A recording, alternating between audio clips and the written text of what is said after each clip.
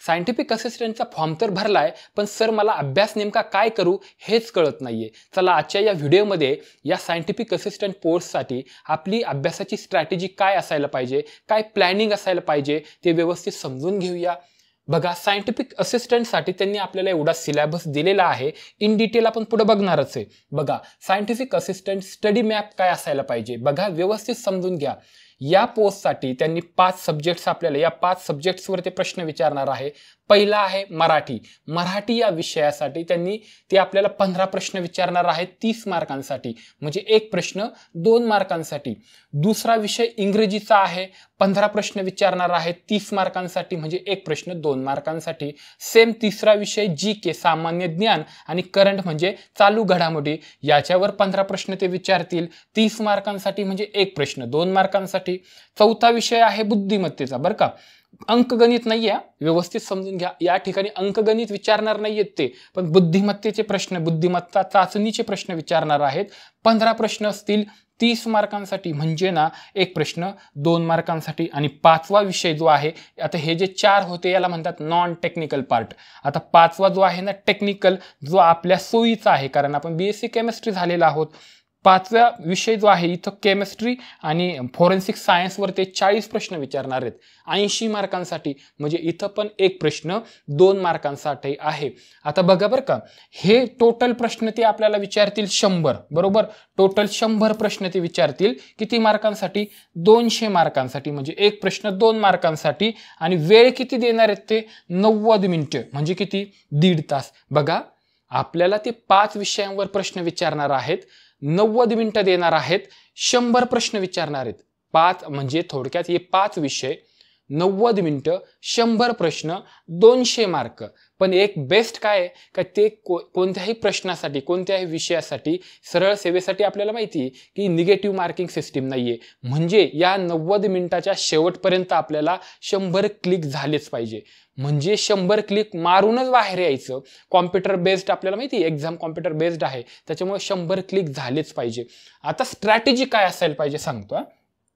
सगळ्यात बेस्ट, आता हे जे 5 विषय आहेत, जर तुम्ही ऑलरेडी स्पर्धा परीक्षेचा अभ्यास करत आहात तर तुम्हाला कळेल याच्यामध्ये माझा हात कोणता चांगला आहे. म्हणजे काय, या 5 विषयांपैकी मला कोणता विषय एकदम सोपा जातो, तो विषयाचे प्रश्न तुम्हाला अगोदर घ्यायचे. सर मी BSc केमिस्ट्री आत्ताच झालोय, मला काय स्पर्धा परीक्षेचं काहीच माहिती नव्हतं, पण ही टेक्निकल पोस्ट एक केमिस्ट्री लागतं म्हणून मला अभ्यास करायचा, तरी टेन्शन घेऊ नका. मी म्हणल अशा विद्यार्थ्यांनी मराठीला फोकस करा. मराठी विषय सोपा आहे, बरोबर.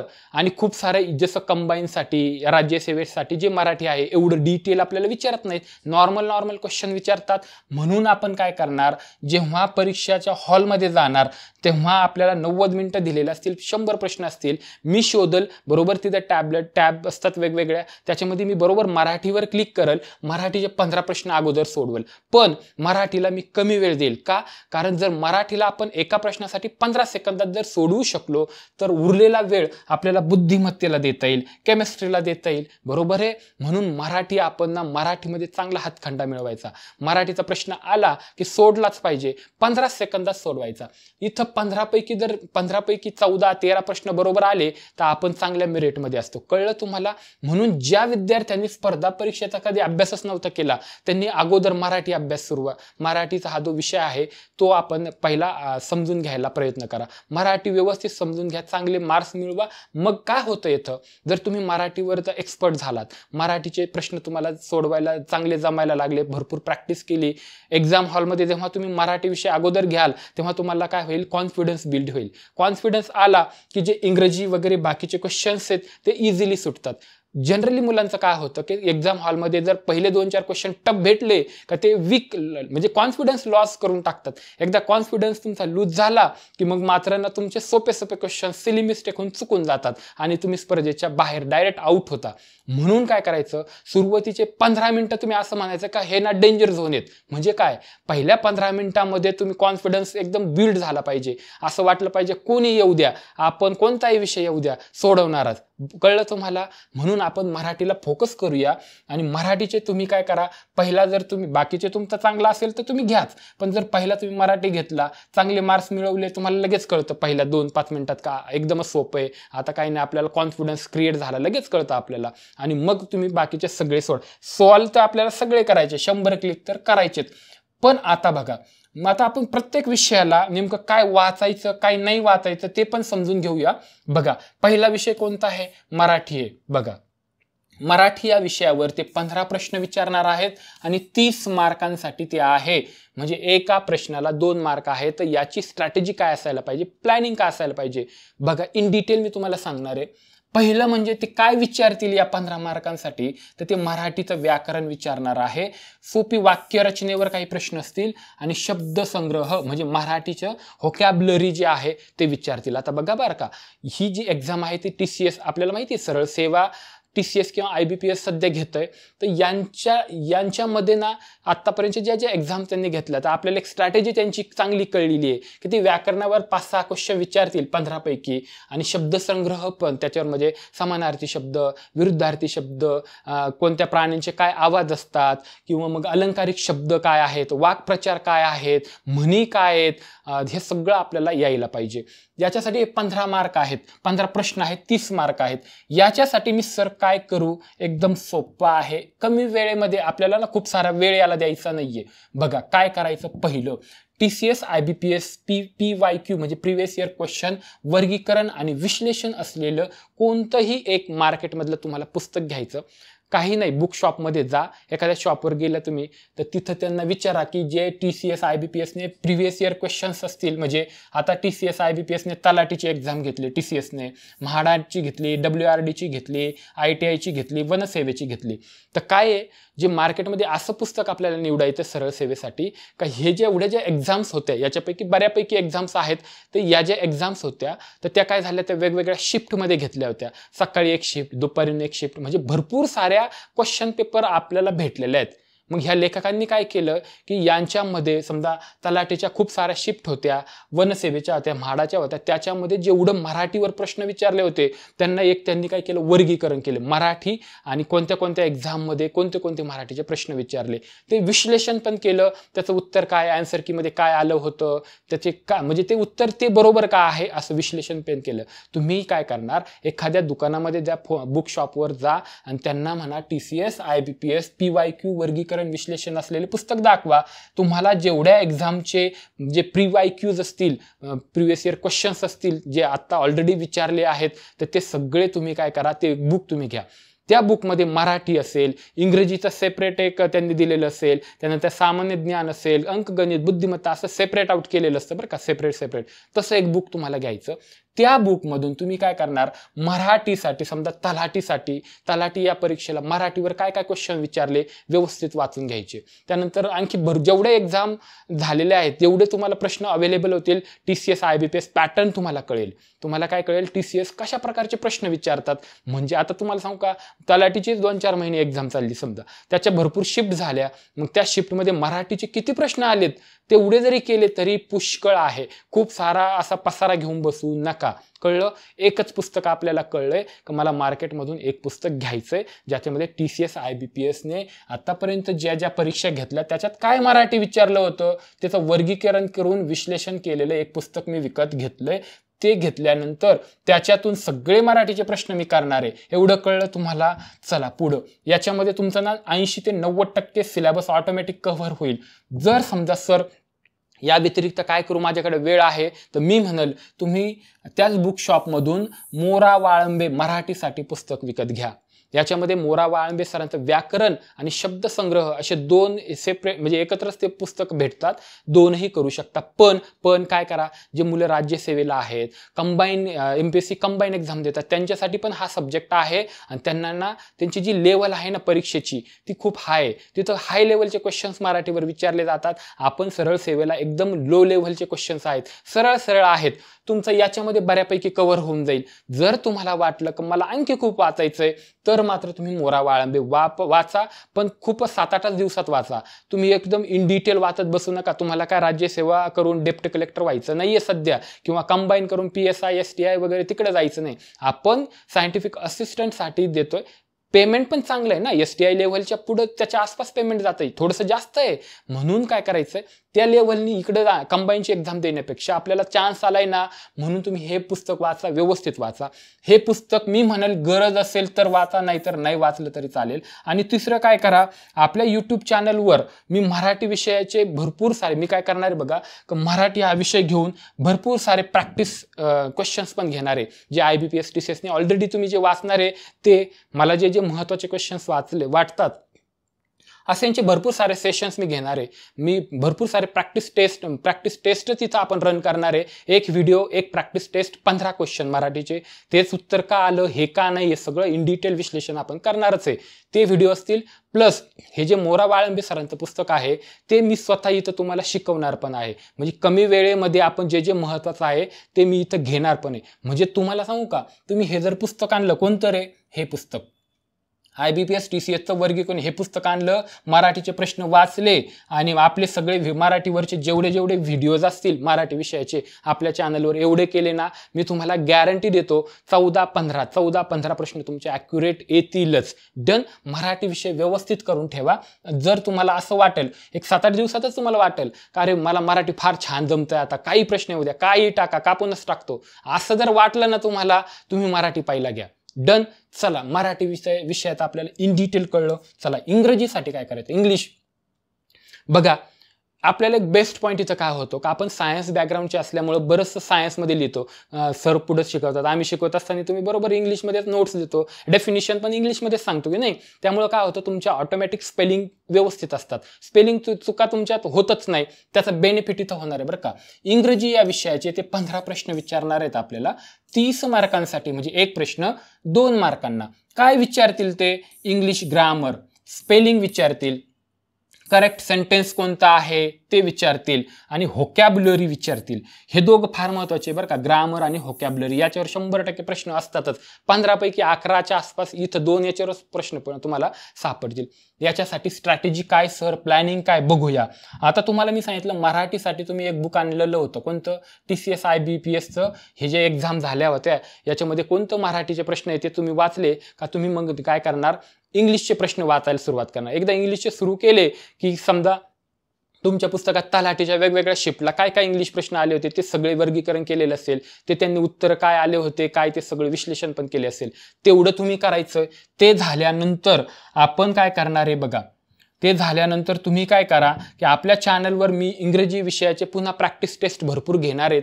15 प्रश्नच असणार आहे. त्याचं विश्लेषण करून सांगाल का हेच उत्तर का आलं, या म्हणजे याच्यामध्ये active voice, passive voice, narration म्हणजे direct indirect speech, parts of speech, हे सगळ्या आपण याच्याबरोबर व्होकॅब्युलरी पण इंग्लिशच्या घेणारच आहे इथं. पण या व्यतिरिक्त हे बुक आणि आपल्या चॅनलवरचे सगळे इंग्रजी विषयाचे व्हिडिओज एवढे तुम्ही दोन्ही जर केले ना तर मोर दॅन सफिशियंट झालं. खूप सारं करायची बिलकुल गरज नाही. वेळ पण एवढा भेटणार नाही तुम्हाला. 7-8 महिने, 1 वर्षाची एक्झाम नाही, 1 वर्षाने होणार नाही असं नाही. तुम्हाला सांगतो 2-3 महिन्यामध्येच एक्झाम येणार आहे तुम्हाला. त्यामुळे तुम्ही अलर्ट व्हा लवकर. जर तुम्हाला वाटलं सर या 2 मध्ये माझं काम नाही भागत, माझ्याकडे वेळ आहे, मी 8 तास अभ्यास करतो, मी MSc केमिस्ट्रीला सध्या ऑर्गॅनिक ॲनालिटिकल इंडस्ट्रियल करतो, किंवा मी BSc केलं ना आता स्पर्धा परीक्षेचा अभ्यास करतो, तर तुम्ही ह्या 2 मध्ये जर तुमचं पोट भरलं नाही, तुम्हाला वाटलं नाही मला अजून इंग्लिश वाचायचं, तर तुम्ही सरळ सेवेसाठीचं कोणतंही एखादं इंग्रजीचं पुस्तक वाचू शकता. पण मी म्हणेल याच्यामध्ये सुद्धा तुम्ही खूप वेळ इन्व्हेस्ट करू नका. एवढं 2 आहे ना वरचे क्वेश्चन्स आणि आपल्या चॅनलवरचे व्हिडिओ, मी ती जबाबदारी घेतलेली आहे. तुम्हाला दररोज 2-2, 3-3 व्हिडिओज येणार आहेत. त्याच्यामुळे एवढं जरी केलं ना, आपल्या चॅनलवरचे व्हिडिओज इंग्रजी विषय, मराठी विषय आणि हे जे बुक आहे TCS IBPS ते पहिले क्वेश्चन हे मोर दॅन सफिशियंट आहे. पण तुम्हाला जर आणखीन इच्छाच असेल तर तुम्ही कोणतंही एखादं इंग्रजीचं पुस्तक घेऊ शकता. 2 विषय झाले ना रे. तिसरा विषय बघा. तिसरा विषय आहे सामान्य ज्ञान, त्याला GK म्हणतो बरं का. GK पण म्हणतो, जनरल नॉलेज, आणि चालू घडामोडी ज्याला आपण करंट म्हणतो. चालू घडामोडी म्हणजे काय असतं तुम्हाला सांगतो. जे स्पर्धा परीक्षेमध्ये आहेत त्यांना सगळं माहिती आहे, पण जे मुलं नवीनच आज पहिल्यांदाच सायंटिफिक असिस्टंटचा फॉर्म भरतात, चालू घडामोडी म्हणजे ना, समजा आपली एक्झाम मे जून मध्ये होणार आहे, बरोबर. मे मध्ये जर एक्झाम होणार असेल तर पहिले 7-8 महिने जे असतील, समजा ते पहिल्या 7-8 महिन्यामध्ये आपल्या रिलेटेड काय पॉलिटिकल घटना घडल्या किंवा नवीन काय झालंय, काही नवीन एखाद समजा चंद्रयान असेल किंवा बाकीच्या ज्या गोष्टी घडामोडी भारताच्या संदर्भात घडल्यात त्या आपल्याला करून ठेवायच्यात, महत्वाच्या. ते कसं करायचं सांगणार, टेन्शन नका घेऊ. बघा, GK आणि करंटसाठी ते 15 प्रश्न विचारतील आणि 30 मार्कांसाठी, म्हणजे एक प्रश्न 2 मार्कांसाठी असेल. काय असणार आहे तुम्हाला सांगतो. महाराष्ट्राचा इतिहास, भूगोल, बरोबर, आणि चालू घडामोडी इत्यादी टॉपिक ते विचारणार आहेत. आता महाराष्ट्राचा इतिहास स्पेशली सांगितलं त्यांनी, भारताच्या महाराष्ट्राबद्दल ते बोललेत, भारताच्या संदर्भामध्ये त्यांनी फोकस दिलाय महाराष्ट्रावरच. तर महाराष्ट्राचा भूगोल काय असेल, इतिहास काय असेल, आणि चालू घडामोडी काय करायचं. साधारणतः आत्ताच्या 6 महिने आत्तापासून, बरोबर, आता सध्या आपण फेब्रुवारीमध्ये आहोत, तर पहिले जे 6 महिने आहेत त्या चालू घडामोडी आणि इथून पुढच्या 2-3 महिन्याच्या चालू घडामोडी व्यवस्थित करायच्या. कुठून करायच्या काय टेन्शन घेऊ नका, सांगतोय. पहिलं सेमच करायचंय की तुम्ही जे बुक आणणार आहे ना आता, TCS IBPS PYQ वर्गीकरण विश्लेषण असं सरळ सेवेचं, तर खूप जुनाट पुस्तक आणू नका. व्यवस्थित चेक करून घ्या की ह्या ज्या एक्झाम दिल्यात ना त्या 2023 मध्ये झालेल्या आहेत, बरोबर आहे. TCS IBPS म्हटले 2023च्याच तुम्हाला सापडणार, ते पण काही काळजी करायची कारण नाही. याच्यामध्ये GK वर काय क्वेश्चन विचारले, सामान्य ज्ञानवर काय क्वेश्चन विचारले, या व्यतिरिक्त चालू घडामोडींवर काय क्वेश्चन विचारले ते व्यवस्थित त्यांनी जे वर्गीकरण केलं ना ह्या लेखकांनी, ते विश्लेषण केलं, ते व्यवस्थित वाचून घ्या. या व्यतिरिक्त आपल्या YouTube चॅनलवर कम्युनिटी पोस्टवर मी डेली 10-15 क्वेश्चन याच्यावर पण टाकतो, ते पण व्यवस्थित करत जा. ते विश्लेषण पण केलेलं असतं की याचं उत्तर हे का आलेलं आहे, तिथून पण कळेल. या व्यतिरिक्त या चालू घडामोडी आणि सामान्य ज्ञान याच्यासाठी तुम्ही काय करू शकता, याला बाजूला ठेवा. आधी तुम्हाला सांगतो तुम्ही काय करू शकता की आपल्या YouTube चॅनलवर पुन्हा याच्या प्रॅक्टिस टेस्ट असणारच आहे, भरपूर साऱ्या 15 प्रश्न डेलीच येणार आहेत. या व्यतिरिक्त मी जे महत्वाचं आहे, जे बुकमधून तुम्हाला शिकवायचंय, चालू घडामोडी काय रिलेटेड असेल, सध्या काय घडलंय याच्यावर व्हिडिओज असतील, काही महत्वाचे जे GKचे क्वेश्चन्स असतील ते घेऊन पण आपण व्यवस्थित तुम्हाला या चॅनलवर सगळे व्हिडिओ मी प्रोव्हाइड करणारच आहे. त्यामुळे एवढा हा पार्ट आणि वरी तुम्ही जे IBPS TCSचं जे PYQ बुक घेतलं ते सफिशियंट आहे. या व्यतिरिक्त जर तुम्हाला असं वाटत असेल नाही मला अजून काही वाचायचं, तर तुम्ही सरळ सेवेसाठीचं सामान्य ज्ञान चालू घडामोडीचं कोणतंही एखादं मार्केटमधलं पुस्तक वाचू शकता. तुम्हाला जर वाचत असेल का मला एखादा ठोकळा वाचायचा तर वाचू शकता. जे मुलं स्पर्धा परीक्षेचा ऑलरेडी अभ्यास करतायत मी त्यांना सांगेल की तुम्हाला माहिती आहे ना तुम्ही कोणता ठोकळा वाचतात, तर तेच तुम्ही थोडंसं कंटिन्यू करा. कशासाठी, महाराष्ट्राचा इतिहास भूगोल. पण जे विद्यार्थी आता MSc केमिस्ट्री करतायत किंवा पहिल्यांदाच आता ही एक्झाम देत आहे, स्पर्धा परीक्षेचा गंध नाहीये, अशा विद्यार्थ्यांनी इथं डोकं लावू नका. एवढं आणि जे मी पहिलं एवढं आणि पहिलं जे सांगितलं ना तुम्हाला, कुठं रे हे एवढं, हे बुक एवढं दोन्ही केलं ना तरी सफिशियंट आहे. नाहीतर जे बाकीचे स्पर्धा परीक्षेचा अभ्यास करतात त्यांनी एकनाथ पाटलांचा ठोकळा त्याच्यातून केलं थोडंफार तरी चालेल, काही प्रॉब्लेम नाही. चला पुढचा विषय काय बघू, त्याच्यावर काय प्रश्न असणार आहे काय बघू. बुद्धिमापन चाचणी, अंकगणित नाही नाही नाही, व्यवस्थित समजून घ्या. नाही तर 1 महिना अंकगणितच करीत बसले मग कळलं अंकगणितच नाही, काय उपयोग झाला. म्हणून अंकगणित नाहीये इथं, फक्त बुद्धिमत्ता चाचणी. म्हणजे आपल्याला माहिती ना, वेन डायग्रॅम, दिशा निर्देशन. रमेश सरळ गेला, डावीकडे 1 किलोमीटर वळाला आणि मग सरळ गेला आणि मग उजवीकडे वळाला, तो कोणत्या दिशेला आहे, हे सगळं टेन्शन घेऊ नका. आपल्या चॅनलवर मी सगळं प्रोव्हाइड करणार आहे तुम्हाला. बघा काय काय क्वेश्चन विचारतील, त्याआधी 15 प्रश्न ते विचारणार, 30 मार्क आहे. मी म्हणेल मराठी नंतर याला फोकस करा. मार्क जात नाही रे, बुद्धिमत्ता चाचणीवर बरोबर मार्क भेटतात आपल्याला. पण इथं ना थोडं कधी काय होतं, जास्त असं चॅलेंजिंग क्वेश्चन विचारतात आणि आपण मग इगोवर घेतो. हा प्रश्न मी एवढा अभ्यास केला कस काय येत नाही आणि वेळ वाया जातो. हा टॉपिक व्यवस्थित समजून घ्या. जर तुम्हाला काही सेकंदामध्ये उत्तर सापडत नाही त्याला थोडं स्किप करा, नंतर शेवट वेळ उरला तरच त्याला घ्या. बुद्धिमत्ता चाचणीमध्ये अशा गोष्टी घडतात. सरळ सेवेमध्ये एवढं काही घडलेलं नाही, सोपेच क्वेश्चन विचारतात. बघू आपण याच्यावर ते वेन आकृतीवर प्रश्न विचारतील बरं का. या व्यतिरिक्त संख्या मालिका, काहीतरी संख्या मालिका दिलेली असेल आणि मधली एखादी संख्या कोणती किंवा शेवटची संख्या कोणती. अक्षर मालिका, अल्फाबेटिकल्स त्या ऑर्डर दिलेले असतात ABCD, ते मी सगळं शिकवणार आहे. त्याच्यामध्ये पुढचं मग कोणतं अल्फाबेटिकल येईल काय येईल ते सगळं सांगू. अक्षर मालिका पण येतील. नातेसंबंधावर प्रश्न विचारतात, दिशावर तर तुम्हाला सांगितला, इत्यादी भरपूर सारे क्वेश्चन्स याच्यामध्ये विचारलेले आहेत. कसं कळणार मला काय प्रश्न विचारतात? काही झंझट नाही. बघा, हे जे TCS IBPS तुम्ही जे बुक घेणार आहे याच्यामध्ये बुद्धिमत्ता चाचणी म्हणून एक त्यांनी वर्गीकरण केलेलं असेल. तलाठीला काय क्वेश्चन विचारले होते, WRD ला काय, म्हाडाला काय, ITI ला काय, काय बुद्धिमत्ता चाचणीवरती TCS प्रश्न विचारते ते सगळे व्यवस्थित करून घ्यायचे. त्यांनी विश्लेषण करून दिलेलं असेल की ह्या प्रश्नाचं उत्तर हेच आहे, ते का आहे ते व्यवस्थित समजून घ्यायचं. एवढं केलं का बुद्धिमत्ता चाचणीसाठी? तेवढं पुष्कळ नाहीये. या व्यतिरिक्त आपल्या चॅनलवर मी जे बुद्धिमत्ता चाचणी या विषयाचे जे व्हिडिओ टाकल, काही कम्युनिटी पोस्ट टाकल, काही प्रॅक्टिस टेस्ट घेऊन येऊ, लगेच उद्या परवा तुम्हाला लगेच बुद्धिमत्ताचे भरपूर सारे व्हिडिओज येणार आहेत. तर ते व्हिडिओ व्यवस्थित पाहून घ्या. तुम्हाला जे नवीन संकल्पना कळतात, ज्यांना काहीच गंध नव्हता, त्यांनी एक नोटबुक ठेवा, त्याच्यावर व्यवस्थित लिहून ठेवा. या बुद्धिमत्ता चाचणीसाठी भरपूर साऱ्या ट्रिक्स असतात. खूप अनुभव आल्यामुळे ते माहिती असतं कसं उत्तर येतं. कधी कधी उत्तर काढायचीच गरज पडत नाही, ऑटोमॅटिक ऑप्शनच सांगतं काय मी हे उत्तर आहे, हे सोडून द्या. ते ऑटोमॅटिक तुम्हाला कळणार आहे, टेन्शन नका घेऊ. 2 नंबर तुम्ही याला प्रेफरन्स द्या. पण तुम्हाला जर असं वाटलं की नाही सर मला या व्यतिरिक्त काही आणखीन अभ्यास करायचा, जर तुम्हाला असं वाटलं या व्यतिरिक्त काय अभ्यास करायचा, तर बुद्धिमत्ता चाचणीसाठी तुम्ही कोणतंही मार्केटमधून एखादं सरळ सेवेसाठीचं पुस्तक घ्या, भरपूर अवेलेबल आहे, ते करत बसा. पण याच्यामध्ये तुम्ही जर याला नादी लागले ना तर खूप सारा वेळ वाया घालवणार. बरोबर आहे. म्हणून मी तुम्हाला सांगेल का अति नका करू. करायचं ना सगळे विषय एकदा कव्हर करा. मग हे जे 2-2 नंबरचे जे पुस्तकं सांगितले ना प्रत्येक ठिकाणी 2 नंबरला, एक झालं की हे, मग तुम्ही त्याच्या नादी लागा. पण हे 3 नंबर आणि 1 नंबर झाल्याशिवाय 2 नंबरचं पुस्तक वाचू नका. सगळे विषय कव्हर झाले, वेळ उरला तर तुम्ही 2-2 नंबरचे जिथं जे सब्जेक्ट सांगितले ना विषय, तर 2 नंबरचे पुस्तक तुम्ही घेऊन वाचू शकता. सध्याच्याला मी म्हणेल सगळे विषय होईपर्यंत हे पुस्तक आणि व्हिडिओ कंटिन्यू चालू ठेवा. पुढचा विषय बघू बरं आपण. शेवट आता सगळ्यात टेक्निकल पार्ट, केमिस्ट्री आणि फोरेन्सिक सायन्स. सर आता मला केमिस्ट्री तर एकदम दणकून हाणल मी, काय टेन्शन नाही. काही विचारा, हायब्रिडायझेशन विचारा आणि कोणाचे जॉमेट्रीज विचारा, काय विचारा, मला काही प्रॉब्लेम नाही. आणि तुम्ही ऑलरेडीच आहात 10-12 वर्ष तुम्ही सिनियर कॉलेजला शिकवलं, मग काय आम्हाला कळलं, फायदा तर झाला पाहिजे. 100% तुम्ही काय टेन्शन घेऊ नका, केमिस्ट्रीचं काही टेन्शन घेऊ नका. मला फोरेन्सिक सायन्सचं सुद्धा मी तुम्हाला इन डिटेल घेणारच आहे. बघा पहिलं समजून घ्या या दोन्हीवरती ना काय करणार, इथं 15 प्रश्न नाही येतात. या दोन्हीवर फोरेन्सिक सायन्स आणि केमिस्ट्रीवर ते 40 क्वेश्चन्स विचारणार आहेत टोटल. 40 क्वेश्चन्स आणि 80 मार्क्स. म्हणजे ना सगळ्यातच म्हणजे डिसाइडिंग फॅक्टर होणार आहे बरं का. म्हणजे ना बाकीचे खूप आहे. मला सांगा एखादा राज्यसेवेचा अभ्यास करतोय, 4 वर्ष झाले राज्यसेवेचा, त्याला डेप्युटी कलेक्टर व्हायचं, तो केमिस्ट्रीचा होता असं पकडा. तुम्ही म्हणाल मग आता त्याचं भारी, तो बरोबर नॉन टेक्निकलला ते तुमच्या समोर असेल, पण त्याला केमिस्ट्रीचा फोरेन्सिक सायन्सचा काहीच गंध नसेल आणि तुम्ही तिथं फिरवा. तुम्ही त्या ठिकाणी गेम फिरवू शकता. म्हणून कारण तुम्ही करंटमध्ये आहात, तुम्ही MSc केमिस्ट्री करता, BSc लेटेस्ट झालं, तुम्ही करंटमध्ये आहात. त्याच्यामुळे तुम्हाला इथं बेनिफिट आहे बरं का. आता काय करायचं सांगतो. इथं एक प्रश्न 2 मार्कांनाच आहे. तर तुम्ही काय करायचं, बेसिक कॉन्सेप्ट पार्ट्स जो आहे given in FY BSc, SY BSc आणि TY BSc बरं का.